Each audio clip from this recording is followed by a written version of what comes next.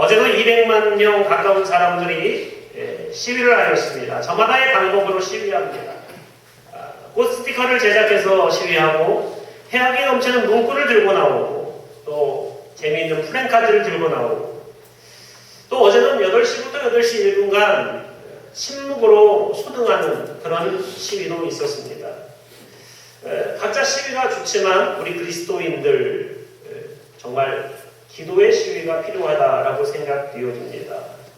정말 필요한 지도자가 세워지고 합당한 하나님의 모습으로 서갈 수 있도록 우리 모든 그리스도인들이 나라와 국가의 위기 앞에서 기도의 무릎을 꿇어야 될 줄로 믿습니다. 지난주에 이어서 오늘은 다윗 왕입니다. 이스라엘 최전성기를 지낸 임금 중에 한 명 다윗을 살펴봅니다. 오늘도 다윗이 기름 붓는 장면을 통해서 이 다윗의 교훈을 얻고자 합니다. 사실 다윗의 장점 찾자고 하다면 끝이 없을 거예요. 너무 많을 거예요. 그러나 오늘은 조금 덜 알려지고 숨겨진 매력들을 통해서 우리나라의 지도자 또 우리도 그런 지도자의 모습으로 변화되어져 가는 믿음의 성도님들이 다 되시기를 주의 이름으로 축복합니다. 첫째는 다윗은 상처를 극복한 사람이었다라는 것입니다. 겉모습이 중요하죠. 지난주에 우리가 사울을 살필 때 여러분들이 그냥 욕하고 비난할 만한 인물이 아니라 그랬죠. 인물이 훨씬 준수하고 그리고 키도 크고 배려심 있고 부모에게 효도하는 거의 만점짜리 남자였다라고 이야기를 했지만 오늘 다윗은 그 외모적으로 봤을 때는 좀 연약한 사람이었던 것 같습니다. 사울을 굳이 비교하자면 송중기라고 한다면 다윗은 유해진쯤 될까요? 좀 그렇게 해야 여러분의 마음속에 그 외모가 극명하게 비교될 것 같아요. 하여튼 외적으로 볼 때는 부족하고 내세울 것이 없는 사람이었습니다. 사울은 하나님께 명령을 듣습니다. 이제 내가 사울을 버렸다. 그리고 새로운 왕을 내가 선택할 것이다. 베들레헴 이새에게로 가서 그의 아들 중에서 한 명의 왕을 뽑아라 라고 명령을 내렸습니다.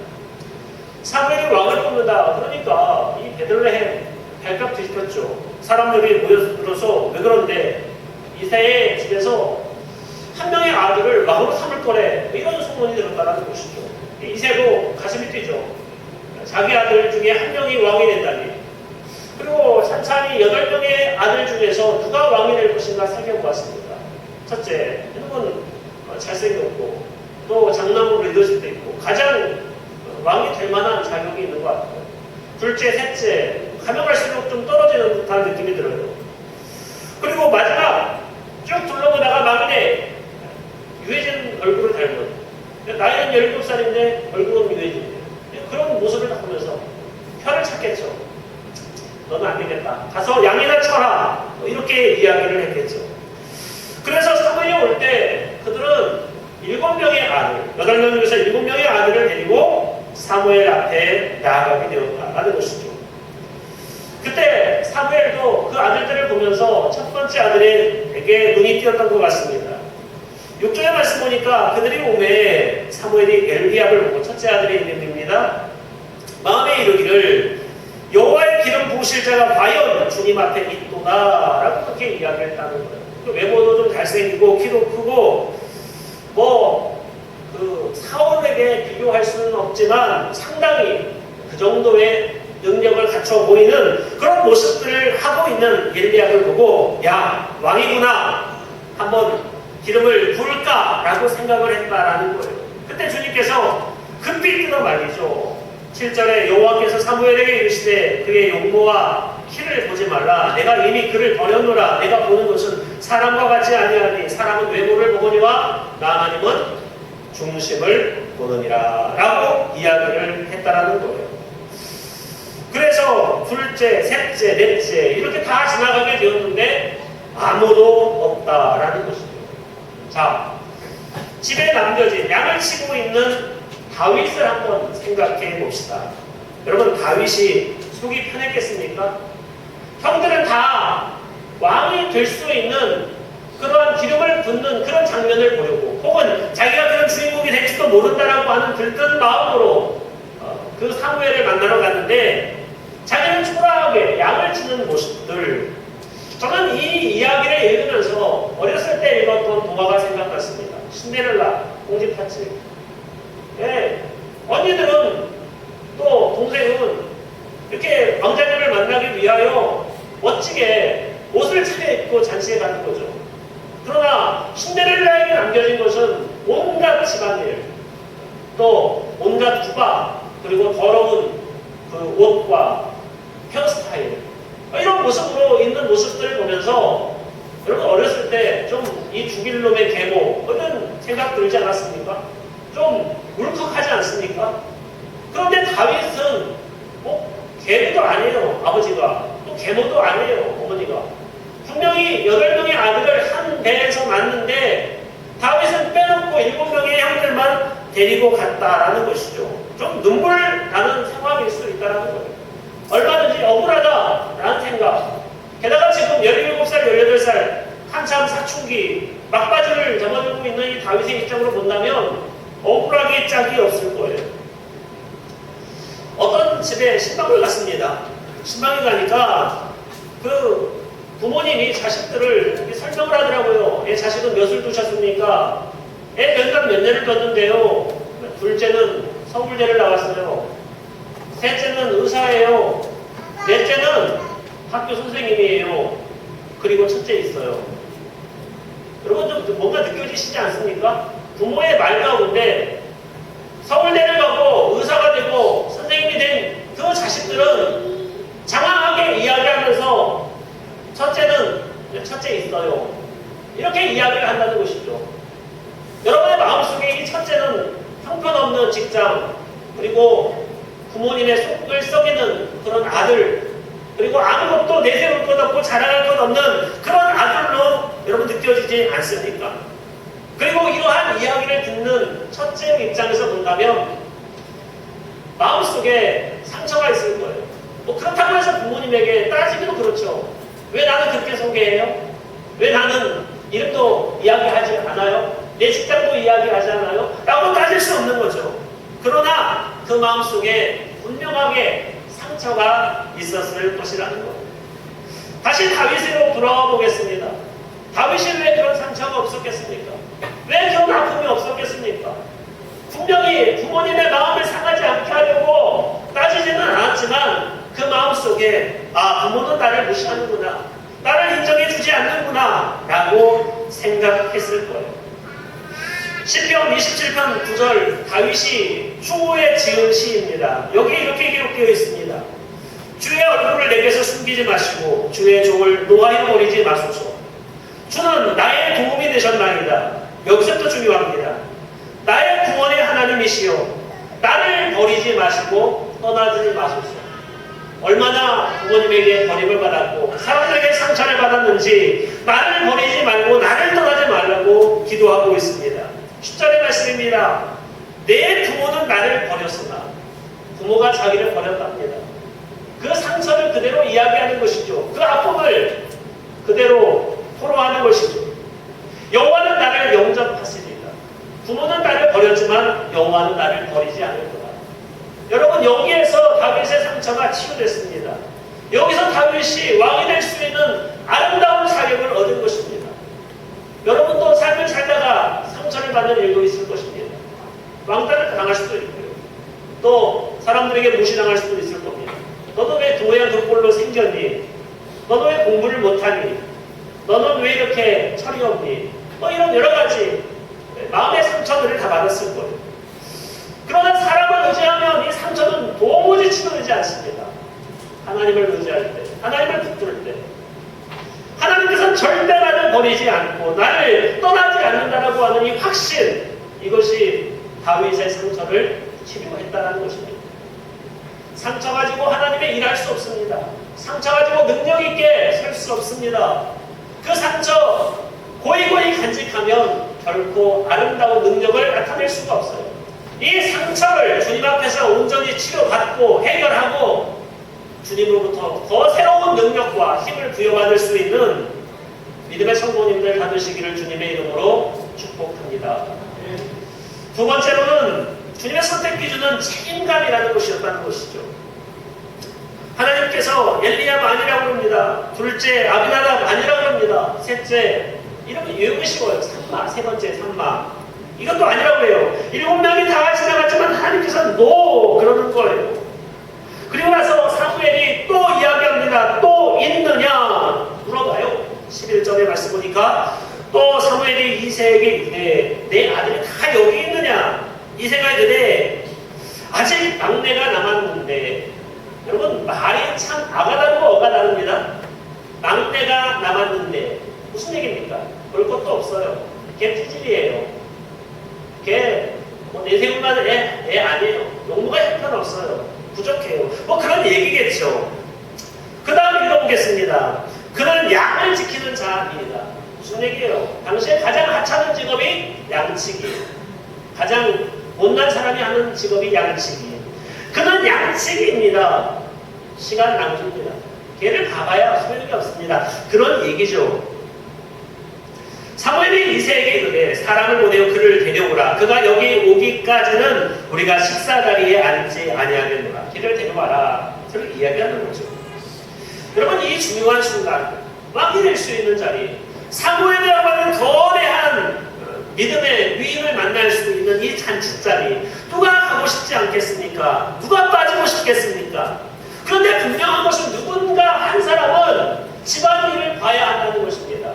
양을 쳐야 한다는 것이죠. 그리고 그러한 책임을 가장 책임감 있는 다윗이 감당했다라는 거예요. 다윗은 그야말로 책임감 있는 사람이었습니다. 이스라엘과 블레셋이 전쟁을 합니다. 그래서 그 형 셋, 엘리압, 아비나답, 삼마가 전쟁터에 착출되죠. 전쟁터에 오랫동안 가 있으니까 아버지 이새가 걱정이 되는 겁니다. 그래서 다윗을 통하여 음식도 좀 갖다 주고 도시락도 좀 배달하고 형들의 안부를 좀 가져와라. 그렇게 이야기를 하는 것이죠. 분명히 3명의 아들이 나갔고 그 밑으로 4명의 아들이 더 있잖아요. 그런데 걔네들을 시키지 아니하고 다윗을 시켰다라는 거예요. 왜요? 학교에서 선생님들이 심부름 시키는 애들이 있죠. 좀 책임감 있고 똘똘하고 뭔가 잘하는 애들. 그 일을 시키면 반드시 완수하는 아이들. 가다가 중간에 되지 않고 오직 그 일을 잘 감당하는 아이들 심부름을 시킵니다. 아버지가 생각할 때 이 중요한 일, 이 일들을 누가 감당할 수 있을까라고 생각했을 때 다윗이다 생각하고 다윗에게 도시락을 메워주고 전쟁터로 보냈다라는 것이죠. 얼마나 책임감 있는 아이였는가, 사람이었는가 라고 하는 것을 알 수가 있습니다. 여러분 우리의 인생 가운데 그냥 먼저 났다고 장남이 아니에요. 능력 있다고 장남이 아니에요. 어떤 사람이 장남인가? 그건 책임감 있는 사람입니다. 교회도 마찬가지죠. 하나님의 일들이 참 많습니다. 교사, 성가대, 주방에서 일하는 일, 청소하는 일 참 많습니다. 그런데 어떤 사람들이 장남인가? 일하는 사람이에요. 책임감 있게 나 아니면 할 사람이 없다라고 생각하는 것, 그것이 진짜 믿음의 장남이 될 수 있다는 거예요. 사람들은 하나님의 일을 하는 데 있어서 모두 자기의 중심으로 일을 합니다. 어떻게 일을 하냐면 대표적인 것이 11조예요. 11조를 하면서 이런 생각들이 들죠. 우리 교회는 그래도 쓸만하니까 괜찮으니까 조금 연약한 곳에 우선 11조를 드리면 어때요? 라고 그렇게 생각하는 사람들이 있습니다. 충분히 그 마음을 이해하지 못하는 바가 아닙니다. 그런데 그 이야기는 어떤 이야기냐면 내가 이 돈을 어디에 사용할 수 있도록 내가 결정할 수 있게 해달라고 하는 것입니다. 여러분 그것은 하나님께 드리는 것이 아닙니다. 여전히 내가 가지고 좌지우지하겠다라고 하는 것입니다. 봉사의 자리도 마찬가지입니다. 좀 좋은 자리, 빛이 나고 많은 사람들에게 칭찬을 받을 수 있는 그 빛나는 자리 내가 하겠다 그렇게 이야기를 합니다. 반면에 눈에 보이지 않냐고 좀 초라하고 뭔가 더 많은 봉사와 희생이 필요한 자리, 내가 안 가겠다라고 이야기하는 거예요. 여러분, 그건 온전한 충성자의 모습이 아니에요. 책임감 있는 자리의 모습이 아니에요. 책임감이라고 하는 것은 교회의 빈자리, 하나님의 일과 하나님의 사명의 빈자리가 보이는 거예요. 그래서 그 일을 내가 감당하고 싶다라고 하는 마음이 드는 거예요. 우리 교회 오시면서 달라진 게 하나 있어요. 헌금함이 바뀌었어요. 헌금함이. 그 전에 헌금함이 좀 초라하고 페인트도 벗겨지고 그랬거든요. 이게 어떤 분에게는 보였나 봐요. 그래서 목사님 그걸 좀 바꾸고 싶습니다. 저한테 이야기를 하더라고요. 그래서 헌금을 해주시더라고요. 이거 바꿨어요. 교회 뭐가 좀 부족하는데요. 그거 그 다음에 제가 고칠게요. 여러분, 이게 책임감입니다. 이게 장자입니다. 이게 하나님의 일꾼의 자세입니다. 내가 무언가를 내가 하겠다라는 것이 아니라 그 약한 점이 보여지고 그 일들을 내가 감당하겠다라고 하는 모습, 이것이 책임감 있는 자의 모습이죠. 보육원에 가면 그 아이들 부모님이 없는 그 아이들 있잖아요. 그 아이들이 거기에서 컸는데, 그런데 19살 이제 고등학교를 졸업하게 되면 더 이상 보육원에서 있을 수가 없습니다. 그래서 보육원에서는 예전에는 300만 원이었는데 지금 얼마인지 모르겠어요. 300만 원. 그 정도의 돈을 이 아이에게 주면서 나가라 그러는 거예요. 그러면 뭐 그거 가지고 집을 어떤지 해가지고 생활을 해야 되겠죠. 근데 이제 국가에서도 언제까지 다 그 아이를 돌볼 수가 없는 상황이니까 그렇게 하죠. 그 아이들은 부모가 없기 때문에 그럴 수밖에 없다라는 거예요. 그러나 부모가 있는 집은 어떻습니까? 아이에게 일을 해요. 나도 고등학교 때 그만만 학비 대주고 해줄 테니까 대학부터는 네가 알아서 걸어서 다녀라. 이렇게 이야기할 수 있죠. 그런데 아이가 그런 능력이 되지 못했을 수도 있죠. 대학교 가서. 그러면 부모가 내가 너에게 약속한 것이 그거니까 야 거기서 끝. 이렇게 합니까? 아니죠. 부모들은 끝까지 그 자녀를 지켜주는 것이죠. 여러분, 이게 책임감입니다. 다윗은 그런 책임감이 있었다라는 거예요. 그런 책임을 가지고 하나님의 일들을 하다 보니까 하나님께서 더욱더 큰 일, 더욱더 놀라운 일들을 맡겨주셨다라는 거예요. 한 이야기가 있습니다. 영어 독해나라가 나온 이야기인데, 아이가 엄마에게 이야기를 합니다. 엄마, 왜 학교 가기 싫어요? 이거 엄마가 황당하죠. 내가 학교 가기 싫으니까. 그래, 학교 가기 어려운 이유 두 가지를 얘기해봐. 두 가지만 얘기해봐. 그랬더니 애들이 자기를 싫어한대요. 학교 애들이. 또 선생님도 자기를 싫어한대요. 그게 싫대요. 그러니까 엄마가 네가 학교 가야 하는 이유가 두 가지 있어. 뭐예요? 그랬더니 너는 52살이고 너는 그 학교 교장이잖아. 이런다는 거예요. 여러분, 교장 책임감 있는 자리잖아요. 안 갈 수 없죠. 가야죠. 여러분, 하나님께서는 여러분들을 책임감 있는 사람으로 부르셨다라는 거예요. 그냥 와서 구경하고 그냥 말씀 듣고 가는 자리가 아니라 하나님의 일하는 자로 불렀다라는 거예요. 고린도전서 4장 1절에서 보니까 사람이 마땅히 우리를 그리스도의 일꾼이요 하나님의 비밀을 맡은 자로 여길지어다. 그리고 맡은 자들에게 구할 것은 충성이니라. 다윗 그 책임감을 감당하다 보니까 어느 순간 골리앗을 무너뜨리고 어느 순간 이스라엘의 강대한 나라의 임금이 되고 말았다.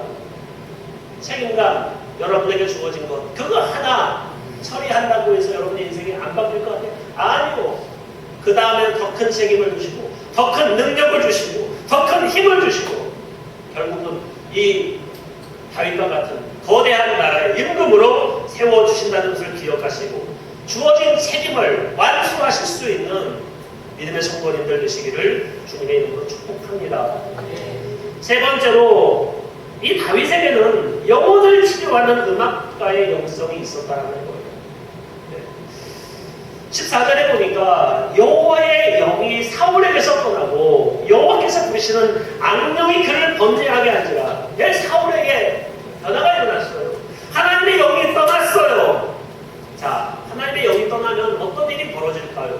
반드시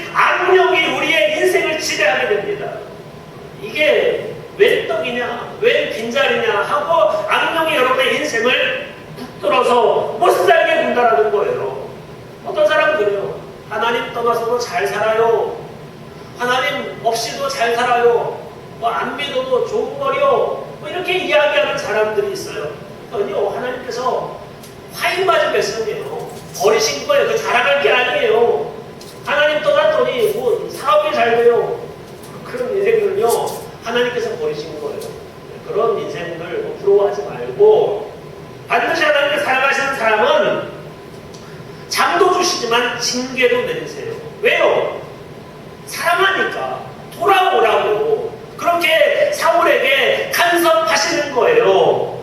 그럼에도 불구하고 사울은 안 돌아오죠. 그래서 다윗을 하나님께서는 왕으로 세우죠. 이런 상황 속에서 수금을 제대로 탈 줄 아는 다윗이 궁중 압사로 일하게 되었다는 거예요. 이런 식으로 이야기하면 국립국악원, 뭐 아니면 뭐 우리나라 최고의 뭐 음악가들이 모이는 뭐 그런 단체, 여기에 소속되어서 딱 나타난다는 거예요. 그러니까 음악 실력, 악기 다루는 실력, 이것이 보통 전문가 수준의 이상의 능력을 가지게 되었다라는 것이죠. 여러분도 하나님의 귀하고 아름다운 일들을 하면서 좀 프로페셔널하게 할 필요가 있어요. 내가 찬양을 하는 자리다. 찬양을 프로페셔널하게. 내가 가르치는 자리다. 또 가르치는 것도 프로페셔널하게. 그냥 다른 교회에서 다른 선생님들이 하는 것처럼 그 정도 하지 말고 좀 더 배우고 좀 더 익혀서 좀 프로페셔널하게 한번 해보자는 거예요. 다윗이 그랬잖아요. 음악을 하나 해도 수금을 하나 타도 보통 탄 게 아니라 이 정도로 안 돼. 더 달고 닦고 하는 그런 모습들이 있어서 결국에는 이 왕궁에 들어가서 국립 악사로 활동하게 되었다라는 것이죠. 거기에서 사울을 만납니다. 그런데 사울을 만났는데 이 찬양으로 그 영혼을 치유하는 놀라운 역사가 벌어지게 되었다는 거예요. 여러분, 찬양은요 어마어마한 힘이 있습니다. 능력이 있습니다. 왜냐하면 찬양은 곡조가 붙은 기도라는 거예요. 근데 그 기도라는 것이 쉽지 않습니다. 목사님, 저도 기도를 쉬지 않고 기도한다는 것이 날마다 하나님 앞에 진실로 엎드린다는 것이 쉬운 일이 아니에요. 그런데 찬양이라고 하는 것은 곡조가 붙은 기도잖아요. 그러니까 내가 뭐 기도하려고 특별히 마음 안 먹었는데도 기도가 나오게 되고 기도의 능력이 생기게 되어진다는 거예요.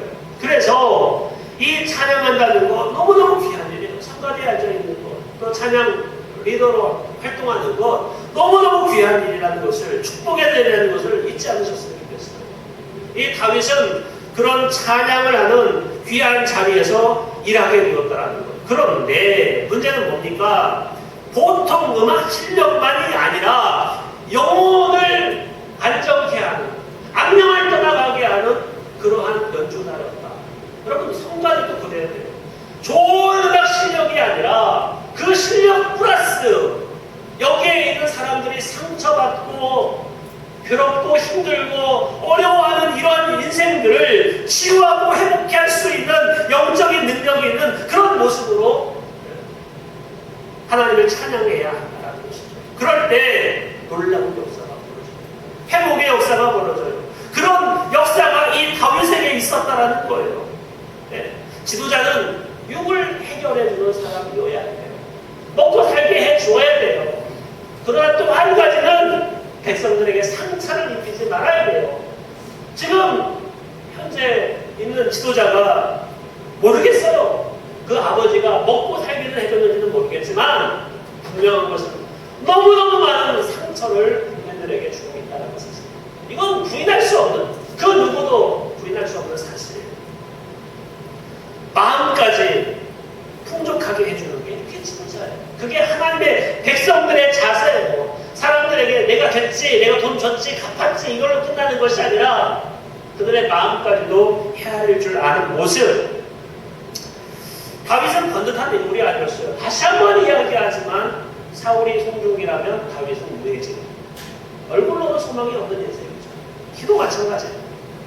그러나 하나님께서 그 인생을 빚어가시면서 이스라엘의 가장 훌륭한 왕이 되었다는 거예요. 우리도 마찬가지입니다. 여러분 얼굴도 송중기보다 유해진 쪽에 가깝잖아요. 인정하시잖아요. 소망이 없잖아요. 실력으로 따져도, 키로 따져도. 그러나 하나님의 손에 붙들림으로 우리도 모든 상처를 걷어낼 수 있다는 거예요. 성실하게 우리에게 주어진 일들을 감당하면 큰 믿음도 감당할 수 있는 능력이 우리에게 주어진다는 거예요. 그럴 때 하나님께서 더욱더 큰 능력으로 우리를 변화시켜 주실 거예요. 그 변화를 믿고 따르고 순종할 수 있는 귀한 성도님들 다 되시기를 주의 이름으로 축복합니다. 기도하시겠습니다. 하나님 아버지,